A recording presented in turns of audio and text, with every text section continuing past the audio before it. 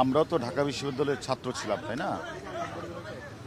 এই 6 সমন্বয়ক যারা, আমরা আপনাদেরকে আগেও বলেছি, তারা সিকিউরিটির স্বার্থে আমরা তাদেরকে এনেছি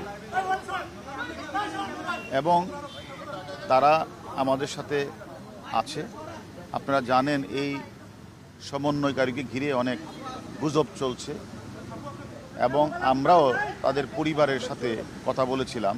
তাদের পরিবার এবং তারা যে কথা বলা, সেখানেও তারা যখন ইনসিকিউরিটির কথা বলছিল যে আমরা নিরাপত্তাহীনতায় ভুগছি, সেই নিরাপত্তাহীনতার কারণেই মূলত তাদেরকে আমাদের কাছে আনা। এবং আপনারা জানেন তারা এখনও পর্যন্ত সুস্থ আছে। আমি আপনাদের গতকালও বলছিলাম যে তার পরিবারের কাছে আপনারা মেসেজটা দেওয়ার জন্য যে তারা আমাদের কাছে ভালো আছে, সুস্থ আছে। এবং তার ধারাবাহিকতা তাদের পরিবারে কিন্তু গতকাল রাতেও এসেছে, আজকেও কিন্তু তার পরিবারের লোকজন তাদের সাথে কথা বলেছে এবং তার পরিবারের লোকজন অলরেডি বলেছেনও যে তারা কী পর্যায়ে আছে, কীভাবে আছেন।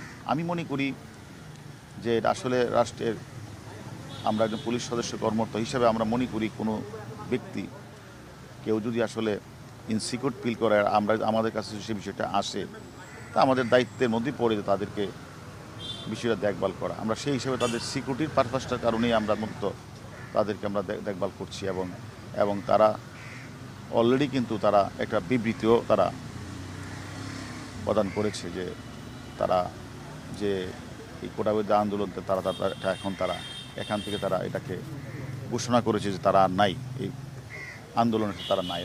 এখন যদি আপনারা মনে করেন যে এটাও একটা গুজব ছড়িয়েছে, আমরা দেখেছি গতকাল রাতে যে তারা স্বেচ্ছায় বিবৃতি দেয় নাই, এই ধরনের কথাও বলেছে।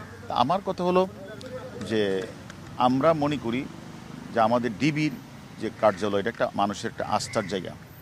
এখানে কাউকে হেনস্থা করা বা কারো প্রতি অন্যায় আচরণ করা, সেটা ডিবি কখনোই করে না এবং আমি মনে করি ভবিষ্যতেও করবে না।